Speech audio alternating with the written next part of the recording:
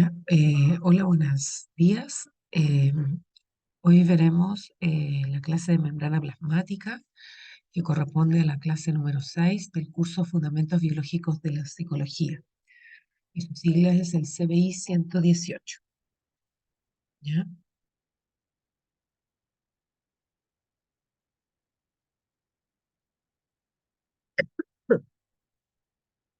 Eh, los objetivos de aprendizaje de esta clase, los resultados de aprendizaje que esperamos encontrar, que se puede aplicar los conceptos de transporte de membrana mediante esquemas, imágenes y análisis de textos, y las habilidades del pensamiento científico de la unidad 2 corresponde a observar un fenómeno natural, a la descripción y registro de datos, al ordenamiento e interpretación de la información y elaboración de análisis, hipótesis, procedimientos y explicaciones. ¿Ya? La función de la membrana y los contenidos específicos que veremos en esta clase será la función de la membrana plasmática y la estructura de la membrana plasmática. La bibliografía recomendada es Introducción a la biología celular de Albert Bruce del 2011 y la bibliografía complementaria corresponde al libro de Biología Molecular de la Célula de Albert del 2016. Ya, para activar los conocimientos previos, vamos a realizar esta sopa de letras donde podemos ver algunos contenidos que ya hemos logrado impregnarnos de ellos. Por ejemplo, plasmática, aquí sale el término plasmático, ribosomas, más membrana, citoplasma, entre otros. Así que en la siguiente diapo se muestra el resultado de lo que queremos encontrar. Bueno, esta clase habla sobre la membrana celular. La membrana celular es una estructura que su funcionalidad es separar el medio interno del medio externo. Nosotros hemos visto en las clases que los seres vivos nos caracterizamos por tener un medio interno estable, ¿ya? Y que este se diferencia del medio externo. ¿Ya? La responsable de mantener este medio interno estable es la membrana celular. La membrana celular aísla los contenidos de la célula y también permite la comunicación con el entorno. ¿Ya? Y todas las células y organelos celulares eucariontes están rodeados de membrana. Las funciones de la membrana plasmática son diversas, ¿ya? Y todas contemplan la comunicación y el mantenimiento del medio intracelular. Por ejemplo, tenemos aquí que es una barrera, una de las características es que es una barrera semipermeable que permite el paso de pocas moléculas y manteniendo la mayor parte de los productos producidos dentro de ella. ¿A qué se refiere con semipermeable? Que hay ciertas moléculas que sí van a poder cruzar la membrana a través de los fosfolípidos o las membranas plasmáticas y hay sustancias que no lo van a hacer. ¿Ya? También es una barrera de protección, ya que nos permite mantener el contenido celular ya en la célula, valga la redundancia. También, si la membrana celular forma parte de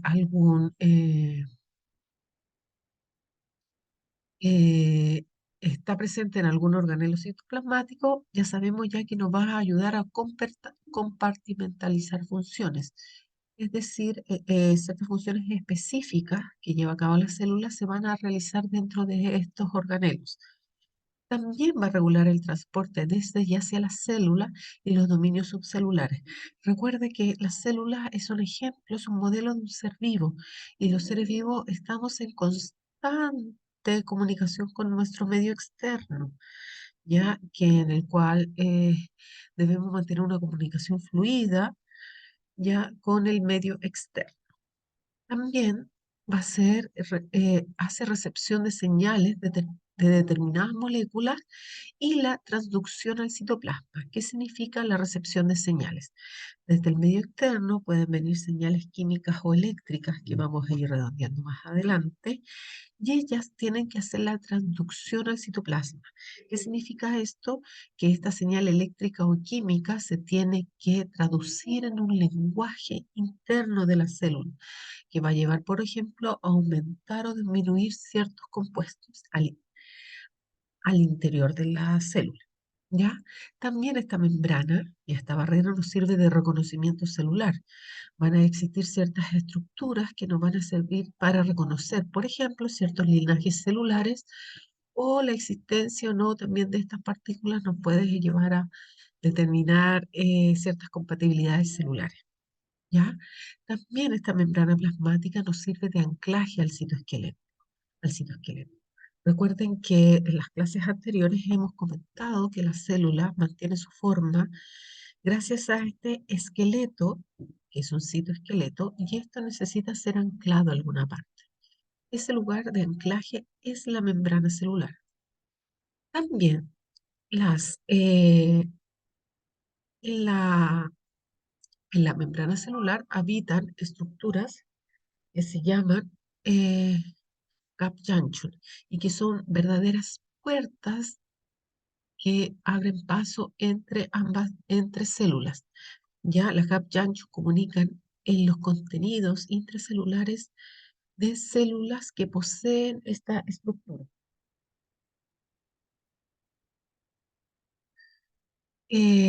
También presentan regulaciones que se llaman junction y que son regulaciones de membranas, que son estructuras de membrana especializadas y que sirven la comunicación entre células. Y también en la membrana plasmática va a ayudar a la célula celular. ¿Qué significa esto? Que va a ayudar al movimiento de ellas. Bueno, la membrana celular es una estructura ya que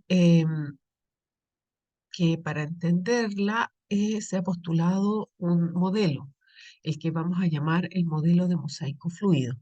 Ya, y este fue diseñado por estos dos señores, Nicholson y Singer, en el año 1972. ¿Y qué habla este modelo?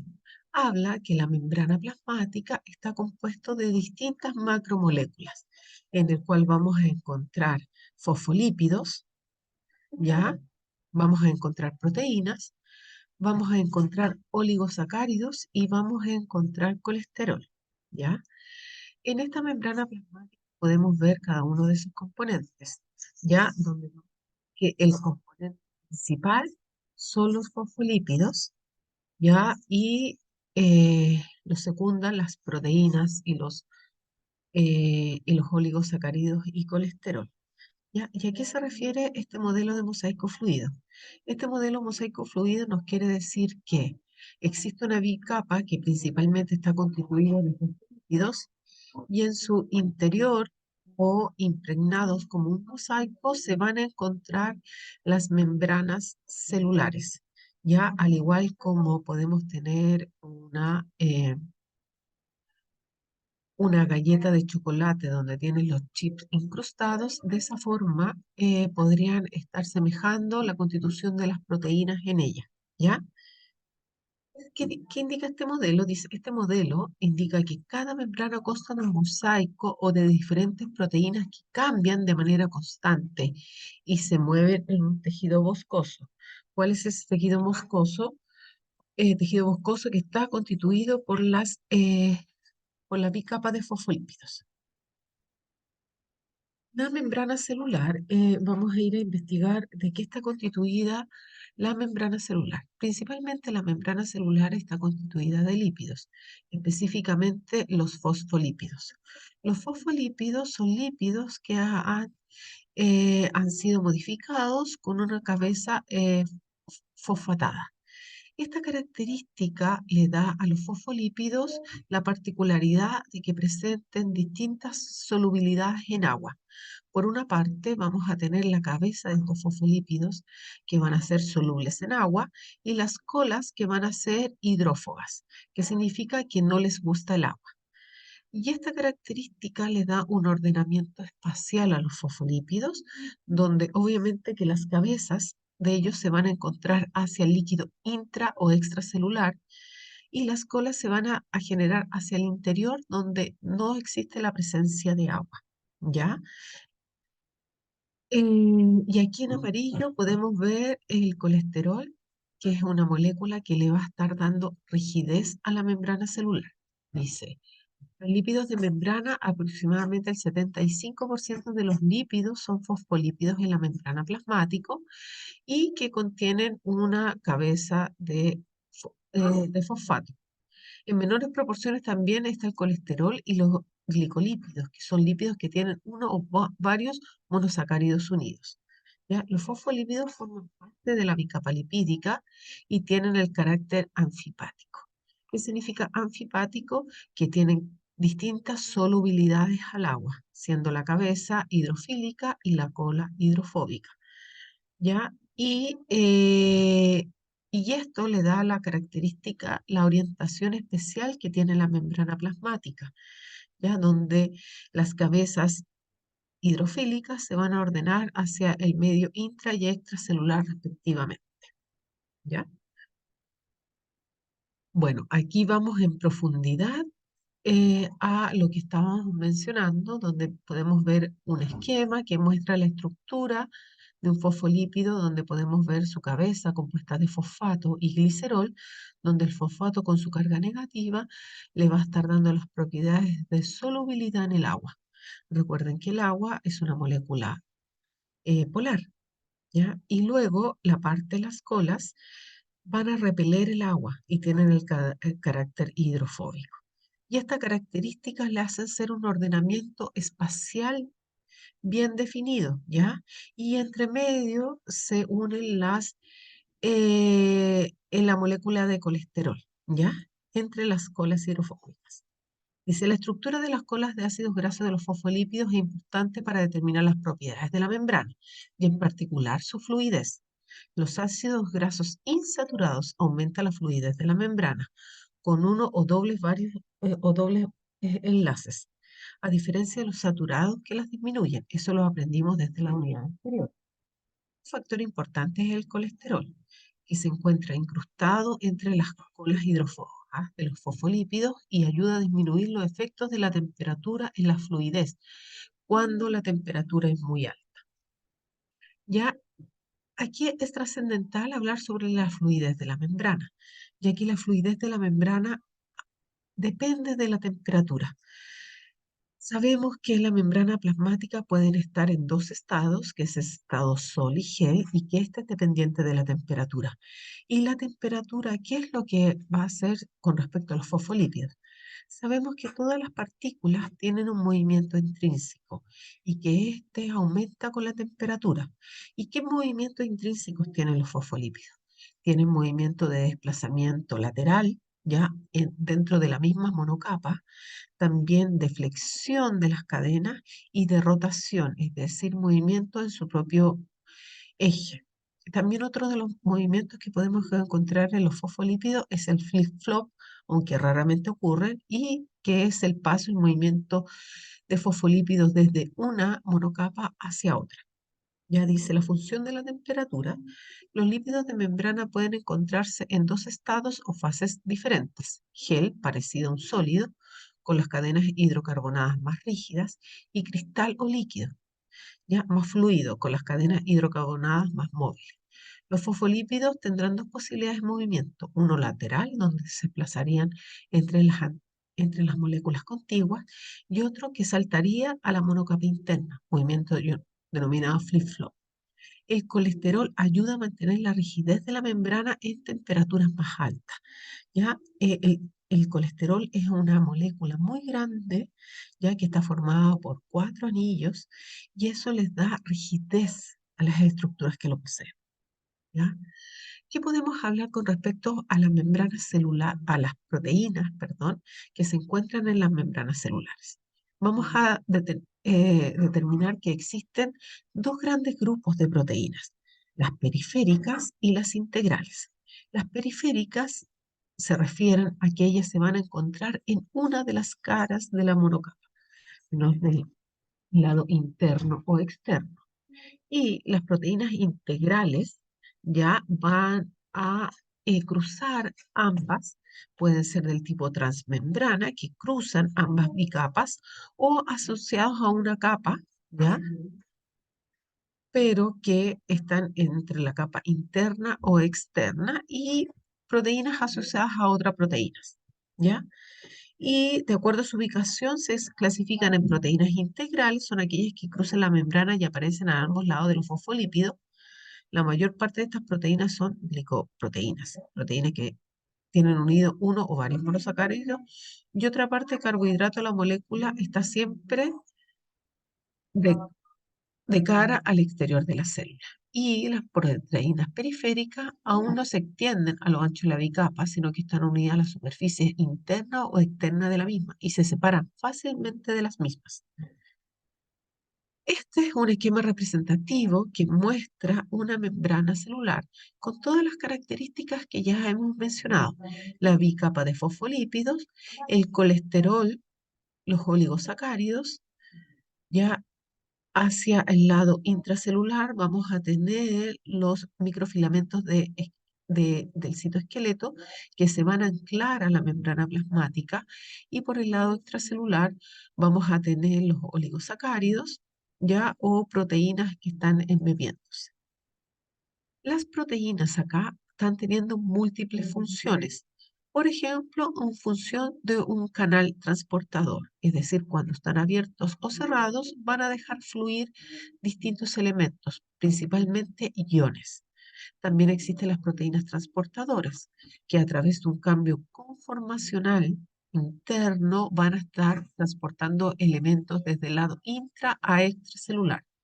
También van a tener las proteínas receptoras, donde, donde las proteínas receptoras, donde vamos a poder encontrar, donde van a recepcionar señales que vienen desde el espacio extracelular. También vamos a encontrar proteínas enzimáticas. Las enzimas son proteínas que catalizan las reacciones. ¿Y eso qué significa? Que aumentan la velocidad de reacción, ¿ya? Implica que van a aumentar la velocidad de reacción. Si tengo unos productos, van a pasar a reactantes en una velocidad mínima. También, esto ya lo vimos, que sirven de anclajes al citoesquelético y también marca la identidad celular. Otro componente de la membrana plasmática es el glucocálix, ¿ya? Y el glucocálix está compuesto de elementos de oligosacáridos, ya que son azúcares que están combinados con proteínas o lípidos. Ya aquí mostramos una fotomicrografía del glucocálix en las vellosidades intestinales. ¿Y cuál es la función de esta estructura? Es la envoltura constituida por glicoproteínas o glicolípidos que sobresalen de la membrana celular. Esta sirve de protección mecánica de las células, permite la adhesión celular e interviene en los procesos de identificación y recepción hormonal. ¿Ya? Aquí les dejo a continuación una actividad, ¿ya? Que, que es a partir de lo visto en clase. ¿Y qué es lo que vamos a observar? Vamos a observar que cuando se modifican las estructuras de los fosfolípidos, por ejemplo, con una pinza, ¿qué pasará si perforamos la membrana plasmática con una microaguja? ¿Se podrá volver a tener este orden en los fosfolípidos? Bueno, si ustedes observan el video, la respuesta es que sí. Luego que han sido desplazados los fosfolípidos por esta estructura, por esta característica anfipática que poseen, ellos van a volver a tener su orden preestablecido. A continuación les dejo la bibliografía utilizada, ¿ya? Y nuevamente les repito, la bibliografía obligatoria y complementaria a toda una de los contenidos que hemos visto en esta clase. Así que Muchas gracias por ver este video y recordarles que este material académico fue elaborado por Ana Abbott y Carlos Carrasco. Muchas gracias.